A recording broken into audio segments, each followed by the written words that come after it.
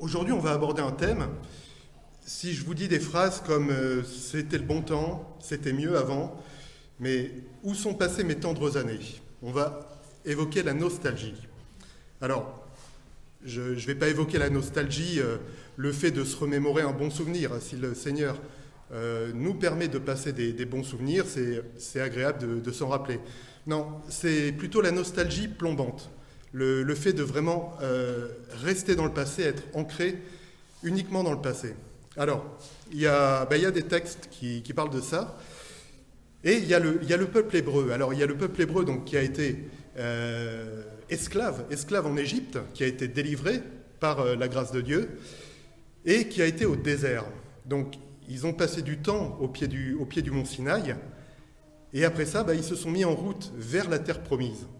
Et ils ont commencé à se plaindre. Alors, ils s'étaient plaints un peu avant déjà, au pied du mont Sinaï, il y a eu le fameux épisode du veau d'or. Mais quand les Israélites se mettent en route, vraiment pour le mont Sinaï, il y a des problèmes. Et en fait, ils se plaignent, et parfois ils se plaignent en évoquant, et ça peut paraître bizarre, leur passé en Égypte, où ils étaient esclaves. C'est un texte comme ça qu'on va voir aujourd'hui, donc on va lire dans le livre des Nombres, au chapitre 11, les versets 1 à 23. Un jour, le peuple adressa d'amères plaintes à l'Éternel. Lorsqu'il les entendit, il se mit en colère et déchaîna la foudre contre eux. Déjà, le feu dévorait une extrémité du camp. Le peuple implora Moïse à grands cris. Celui-ci pria l'Éternel et le feu s'arrêta.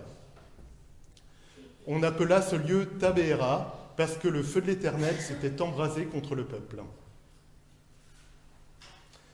Il y avait parmi le peuple un ramassis d'individus qui furent saisis de toutes sortes de désirs. Alors les Israélites, à leur tour, recommencèrent à pleurer en disant « Ah, si seulement nous pouvions manger de la viande ! Nous regrettons le poisson qu'on mangeait pour rien en Égypte, et les concombres, et les melons, et les poireaux, et les oignons et l'ail. À présent, nous dépérissons, nous sommes privés de tout, rien que de la manne, toujours de la manne. » La manne ressemblait à de la graine de coriandre. Elle était transparente comme de la résine de bdellium. Le peuple se dispersait pour la ramasser, puis on la broyait à la meule ou la pilait au mortier et on la faisait cuire dans des pots pour en faire des galettes qui avaient un goût de gâteau à l'huile. Elle se déposait la nuit sur le camp avec la rosée. Chaque famille se lamentait à l'entrée de sa tente. Moïse entendit le peuple pleurer et l'Éternel entra dans une grande colère. Moïse en fut très affecté. Il dit à l'Éternel, « Pourquoi fais-tu du mal à ton serviteur? Pourquoi ne m'accordes-tu pas ta faveur? Comment peux-tu m'imposer la charge de tout ce peuple? Est-ce moi qui ai conçu tout ce peuple? Est-ce moi qui l'ai mis au monde pour que tu me dises, porte-le sur ton cœur, comme une nourrice porte le bébé qu'elle allait, et cela jusqu'au pays que tu as promis à tes ancêtres? Où trouverai-je de la viande pour la distribuer à tous ces gens qui pleurent autour de moi en disant « Donne-nous de la viande à manger » Je ne suis pas capable de porter à moi seul la responsabilité de tout ce peuple. C'est trop lourd pour moi. Si tu veux bien m'accorder une faveur, prends ma vie plutôt que de me traiter ainsi et que je n'ai plus à contempler mon malheur. L'Éternel répondit à Moïse, « Rassemble-moi 70 hommes choisis parmi les responsables d'Israël, des hommes que tu sais être des responsables et des chefs du peuple, et amène-les devant la tente de la rencontre, qu'ils se tiennent là avec toi. Alors je descendrai m'entretenir là avec toi, je prendrai de l'esprit qui est sur toi, et je leur donnerai pour qu'ils portent avec toi la charge de ce peuple, de sorte que tu n'auras plus à la porter seul. Tu diras au peuple, purifiez-vous pour demain, et vous mangerez de la viande, puisque vous avez pleuré aux oreilles de l'Éternel en disant, ah, si seulement nous pouvions manger de la viande, nous étions si bien en Égypte. Eh bien l'Éternel va vous donner de la viande à manger. Pas un jour, ni 2 jours, ni 5 jours, ni 10 jours, ni même 20 jours. Mais durant tout un mois, vous en mangerez, jusqu'à ce qu'elle vous sorte par les narines, et que vous en ayez la nausée. Car vous avez méprisé l'Éternel qui est au milieu de vous, et vous avez pleuré devant lui en disant « Pourquoi donc avons-nous quitté l'Égypte » Moïse répondit, ce peuple dont je fais partie compte 600 000 hommes de pied, et toi tu leur promets pour un mois entier de la viande à manger? Abattra-t-on pour eux des brebis et des bœufs pour qu'ils en aient suffisamment? Et même, si on leur pêchait tous les poissons de la mer, en aurait-il assez? L'Éternel lui répondit, le bras de l'Éternel serait-il trop court? Tu verras sans tarder si, oui ou non, ma parole se réalise devant toi. Parole du Seigneur.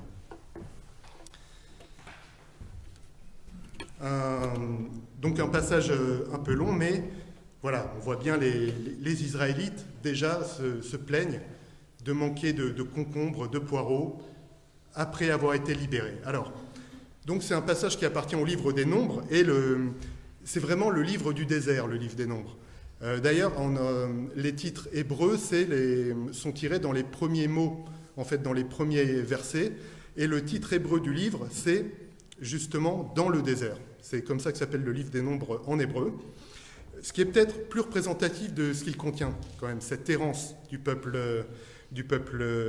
israélite au désert. Alors, hormis les recensements, on découvre progressivement l'endurcissement de ce peuple.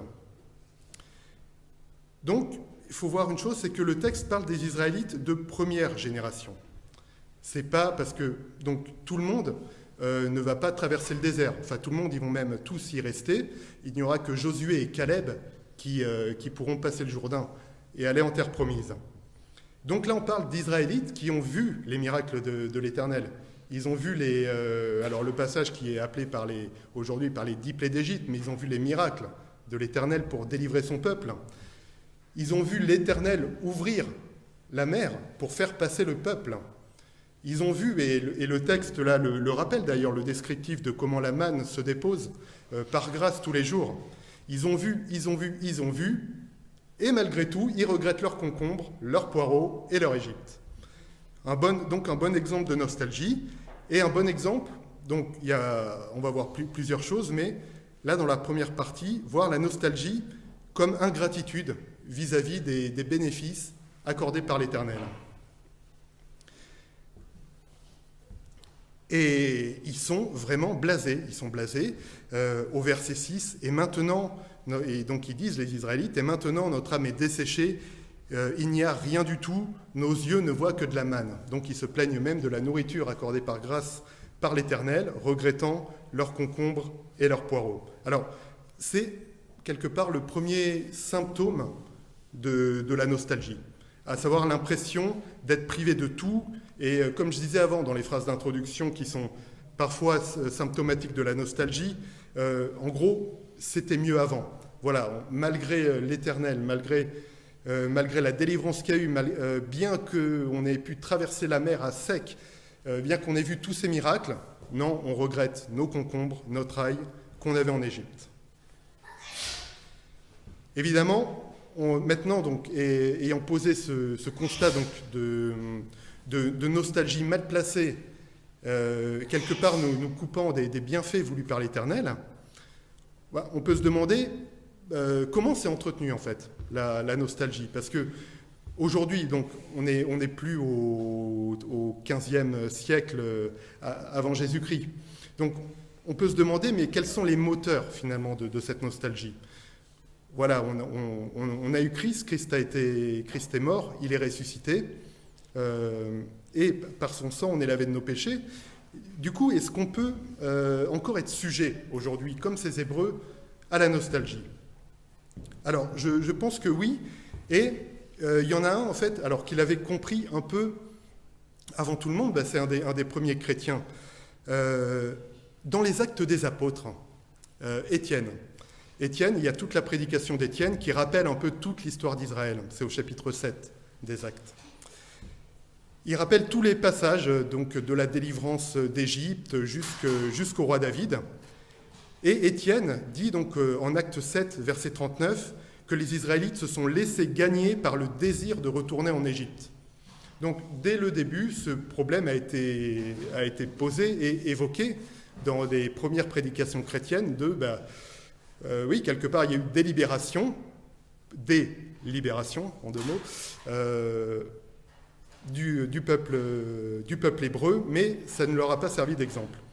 Alors, voilà, dans la première partie, là, on vient d'exposer un peu la nostalgie comme ingratitude vis-à-vis de Dieu. Et on va voir justement dans la deuxième partie quels peuvent être les moteurs de cette nostalgie. Alors, il y a un premier moteur qui nous est donné par le texte même qu'on vient de voir. Bon, j'ai fait plusieurs fois allusion aux concombres, à l'ail, etc., que les Israélites regrettaient. Voilà, c'est donné au verset 5. Les Israélites regrettaient les poissons qu'ils mangeaient en Égypte pour rien, donc gratuitement, des concombres, des melons, des poireaux, des oignons et de l'ail. La première chose qui peut maintenir dans la nostalgie, c'est le faux constat sur le passé. Parce que les Israélites ici regrettent ce qu'ils avaient pour rien. Mais c'est normal, les Égyptiens n'étaient pas bêtes, il fallait que leurs esclaves travaillent, donc ils leur donnaient à manger. Donc c'est tout à fait normal que les Égyptiens aient des concombres, des melons et du poisson. D'ailleurs, des recherches archéologiques ont montré que sur les hiéroglyphes de plusieurs bâtiments égyptiens, alors les hiéroglyphes, c'est pas fait, il y a certes des récits de batailles, de choses comme ça, mais il y a aussi des choses très concrètes, de contes. On s'est rendu compte qu'il y avait le nombre d'oignons et d'ail parfois donnés à chaque esclave. Donc, les concombres, les melons, les poireaux que semblent tant regretter les Égyptiens avec une nostalgie mal placée ne sont pas du tout un bénéfice, ils sont un asservissement à ce qu'ils avaient et à leur esclavage. C'est une fausse gratuité. Et ils disent bien le poisson était gratuit. Alors, le poisson en Égypte, oui, donc c'est un domaine. Ils étaient placés du côté du delta du Nil où il y avait des grosses crues et du poisson. Il n'y avait pas encore la pêche intensive comme aujourd'hui. Il y en avait, en veux-tu, en voilà. Donc, à pas cher, les Égyptiens réussissaient à amadouer, à contrôler le peuple en disant, ben voilà, vous avez du poisson, du concombre, du melon, des poireaux.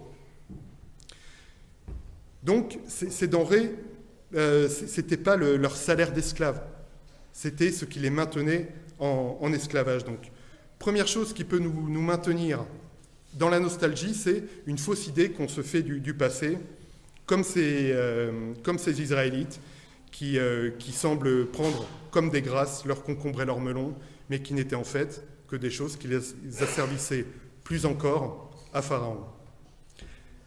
La deuxième chose, qui peut être un moteur de nostalgie, et ça se constate, dans beaucoup de domaines en fait, c'est l'illusion du « ce qui est ancien, c'est mieux ». Parce qu'une chose est ancienne, forcément elle est mieux.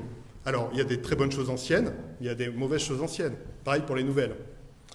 Et il y a un exemple assez marrant. Alors, je ne sais pas si vous aimez le café, mais il y avait une marque qui a cartonné, disons dans les années 70, 80 et 90. C'est le café Grand-Mère. Et donc, alors c'est une époque où se développait un peu le marketing, où des marques de café jouaient sur des arguments, je dirais, qui peuvent parler à un amateur de café.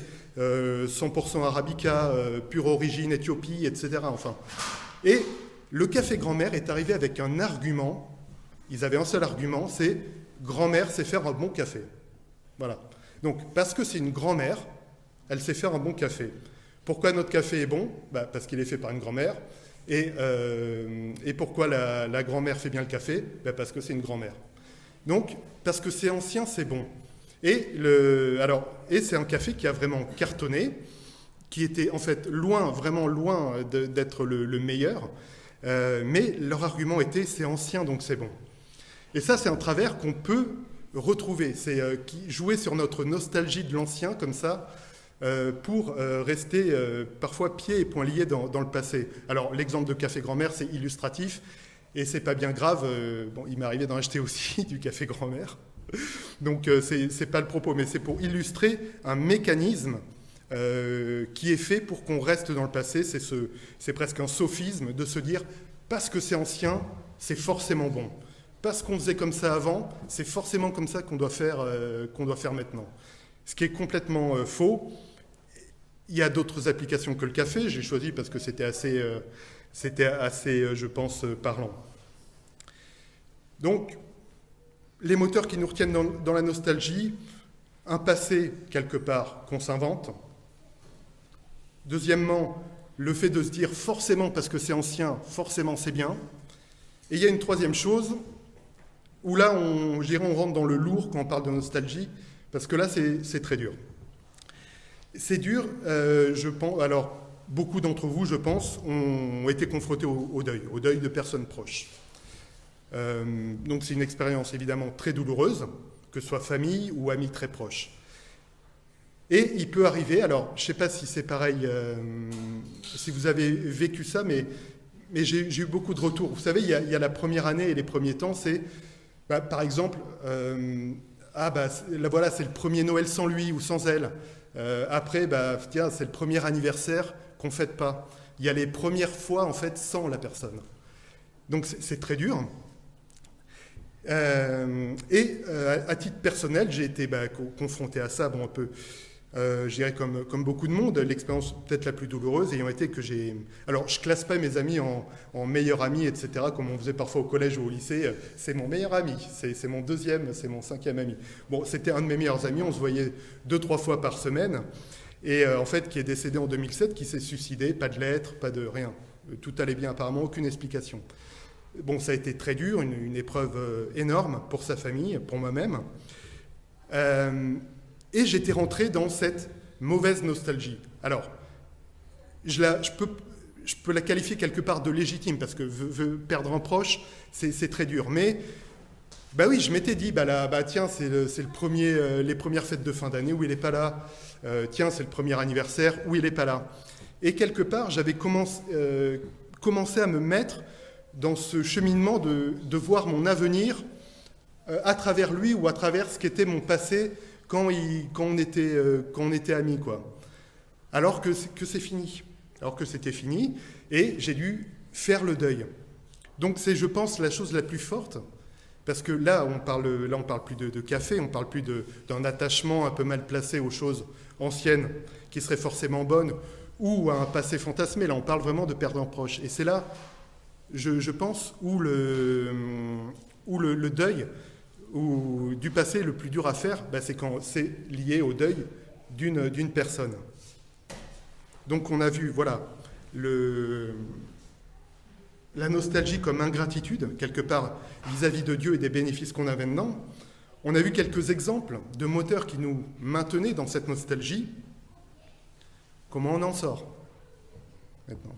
Comment on en sort? Alors, déjà, il ne faut pas, et ce n'est pas ce que l'Écriture, je pense, nous invite à faire table rase du passé. Voilà, un peu en mode, allez, maintenant je suis en Christ, j'ai jamais vécu avant, ce que j'ai vécu avant n'existait pas, je suis un homme nouveau, mais complètement nouveau.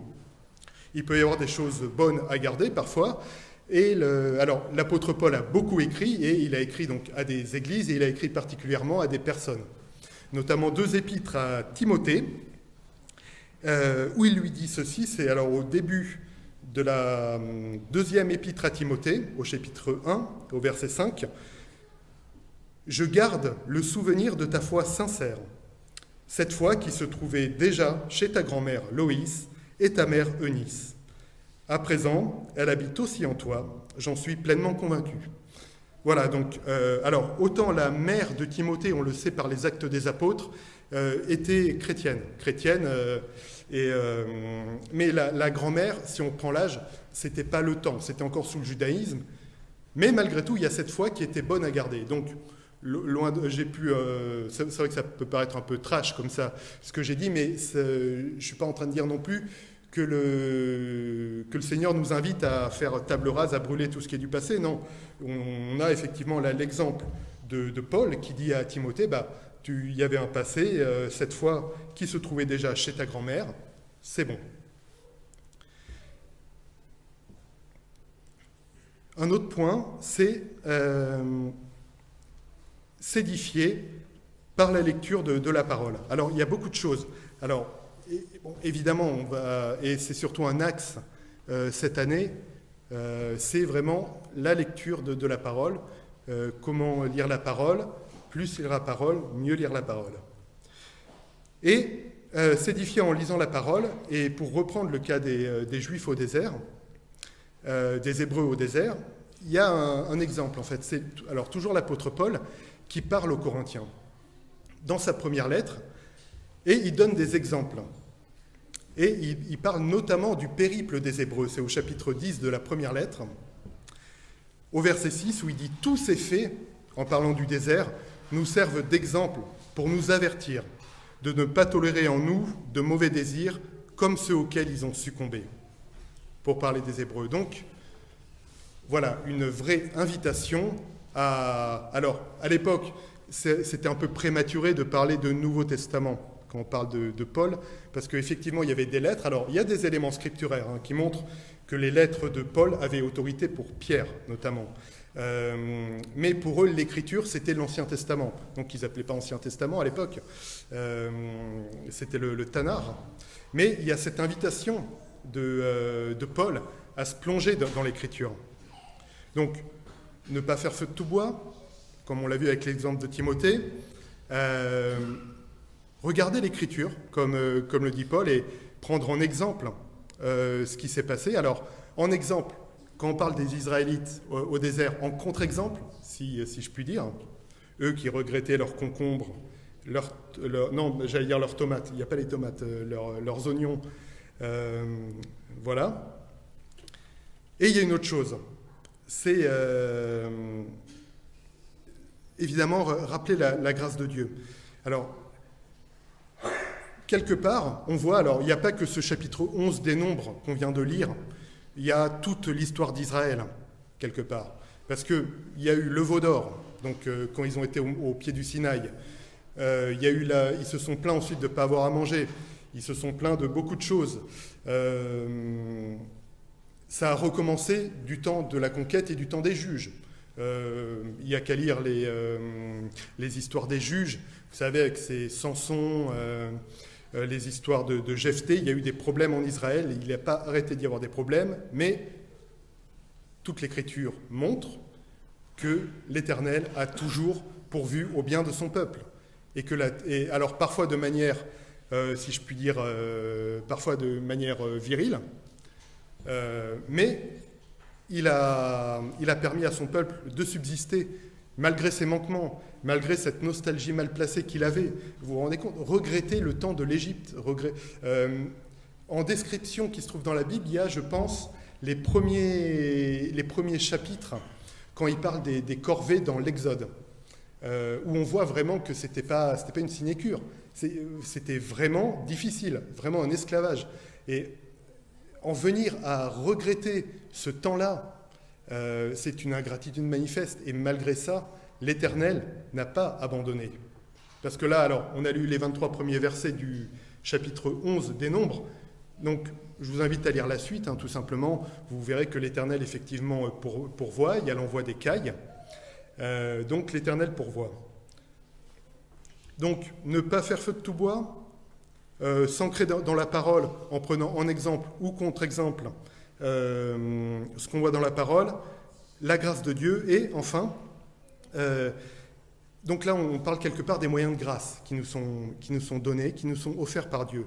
Il y a évidemment notre rapport à notre Seigneur et Sauveur Jésus, et ce que permet le fait qu'il y ait une Église, parce qu'il y a une Église, nous sommes frères et sœurs.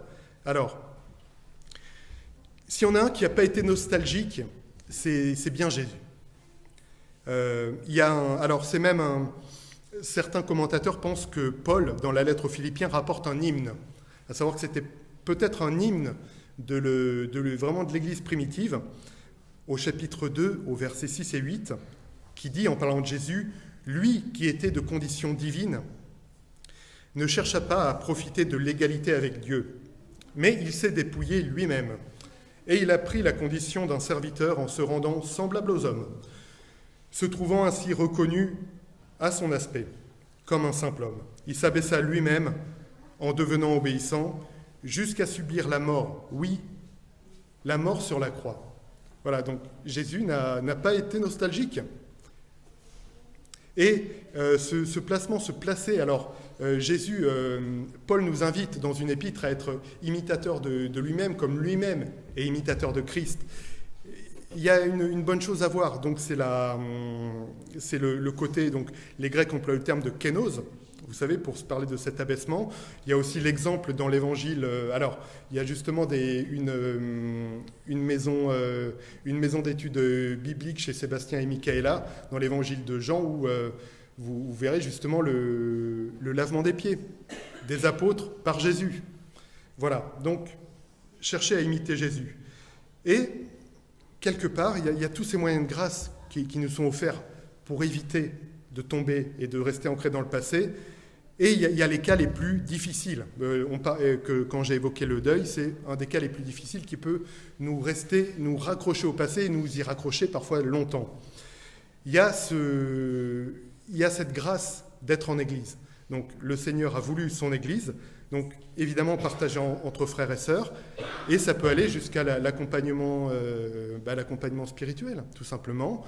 Alors Nirina et Isabelle en parlent assez souvent, en fait, notamment dans les annonces. Ne pas hésiter à solliciter un accompagnement spirituel, parce que autant ne plus acheter du café grand-mère, c'est très facile, autant se sortir d'un deuil et se sortir du passé vraiment lié à un deuil, là c'est beaucoup plus difficile. Et là, on peut ne pas y arriver seul. Donc c'est pour ça que j'ai pris aussi mon exemple personnel, je sais de quoi je parle, vraiment à ce niveau-là. Ayant perdu un ami, suicidé sans raison, sans lettre, sans rien, à 26 ou 27 ans, voilà, donc l'épreuve a été terrible. Et vraiment, donc c'est aussi un témoignage. Certes, je suis resté quelques mois, même quelques années dans ce passé, mais c'est vraiment le Seigneur qui m'a permis de dépasser ça. Alors ça n'a pas été sans douleur, mais maintenant, alors c'est un souvenir. J'ai pas oublié cette personne, évidemment, tous les bons moments passés, mais ça ne pèse plus sur ce qui est mon présent et mon avenir. Et vraiment grâce au Seigneur. Donc toutes ces choses sont mises en place, et c'est par ces moyens de grâce qu'on peut se sortir de cette nostalgie mal placée. Donc, pour le rappeler, ne pas faire feu de tout bois et prendre quand même ce qui était bon, comme Paul l'a dit à Timothée, en parlant de la foi de sa grand-mère, voir l'exemple qui nous est donné dans l'Écriture, comme le dit Paul aux Corinthiens, voir toute l'histoire d'Israël et ce rachat perpétuel d'Israël, malgré ses manquements, malgré cette nostalgie mal placée des Israélites, et enfin, nous sommes sauvés par grâce, et c'est vraiment être au bénéfice de cette grâce et ne pas négliger, ce serait une grosse erreur, les moyens de grâce qui nous sont offerts gratuitement par le Seigneur. Et gratuitement, contrairement aux concombres alors que les Israélites croyaient gratuits, mais leur concombre, leur ail n'était pas gratuit. Le prix, c'était l'esclavage. C'était de mourir, alors je ne sais pas quelle était l'espérance de vie à l'époque, mais c'était de mourir parfois jeune, servile. Donc s'il avait un prix, le concombre, leur ail, leur oignon, c'était la vie. Donc tous ces moyens de grâce nous permettent, en Christ, à travers son Église, vraiment de vaincre cette nostalgie et de faire en sorte d'avoir le meilleur, de garder que le meilleur. Alors, pour conclure, il y a différentes manières, je dirais, de quitter une prédication. La semaine dernière, donc, c'était une invitation sur 3 thèmes donnés par notre pasteur, donc de prière. Parfois, ça peut être une invitation à quand on lit un long passage, ça peut être à lire peut-être le livre entier d'où est extrait le passage. Là, ce que je vous... Alors, si vous voulez ou pas, mais ce que je vous invite à faire, c'est de repartir d'ici avec une question. Une question que vous allez peut-être pouvoir... c'est pas une question à oui ou non, quelle est l'altitude de l'Everest. Hein, c'est une vraie question, une grosse question. C'est, est-ce qu'aujourd'hui, dans ma vie, dans ce que je fais, j'ai encore des ancrages malsains du passé? Ou est-ce que ces ancrages sont vraiment malsains? Des ancrages qui m'empêchent d'avancer, des choses que je regrette, des choses du passé que je regrette, mais que je sais malsaines. Alors, en partant vraiment avec cette question et avec l'Écriture, et par la prière, et éventuellement en parlant entre frères et sœurs, et pour les cas les plus difficiles, dramatiques, qui est un ancrage par rapport à une personne décédée, le Seigneur vraiment nous donne les moyens de franchir ça, nous donne les moyens de ne pas être ancré dans le passé, de manière en se disant forcément c'était mieux avant, parce que c'était le passé. Le Seigneur nous donne les moyens de garder le meilleur de ce qui était dans le passé. La Bible a été écrite il y a 2000 ans. Elle a été écrite dans le passé. Donc c'est une bonne chose du passé. Mais le Seigneur permettra de faire ce tri. Donc voilà, je vous invite à repartir avec cette question. Qu'est-ce qui aujourd'hui, chez moi, est encore une attache du passé que j'arrive pas à retirer, que je sais être mauvaise au fond de moi. Voilà, l'identifier. Frères et sœurs, je vous invite à la prière. Oui Seigneur, merci pour ta parole et merci pour tous ces moyens de grâce que tu nous donnes. Alors Seigneur, vraiment je prie pour les frères et sœurs, pour moi-même d'ailleurs, qui auraient peut-être des choses dont ils veulent se débarrasser, dont ils sont nostalgiques, des choses qu'ils savent être mauvaises devant toi, mais dont ils n'arrivent pas à se débarrasser. Seigneur, merci de nous donner ton Esprit Saint, merci de nous donner ta parole, pour nous permettre de nous éclairer sur le bien, sur le mal. Seigneur, c'est par tes yeux que nous voulons voir ce qui est bien et mal, et par tes yeux que nous voulons voir ce qui est bon ou pas à garder. Alors, Seigneur, merci pour ces grâces, et vraiment puisses-tu abondamment bénir ton Église, et puisses-tu lui donner les moyens de ne pas vivre dans un passé artificiel, Seigneur, mais bien de profiter aujourd'hui de tes grâces pour faire progresser ton royaume au nom puissant de Jésus-Christ. Amen.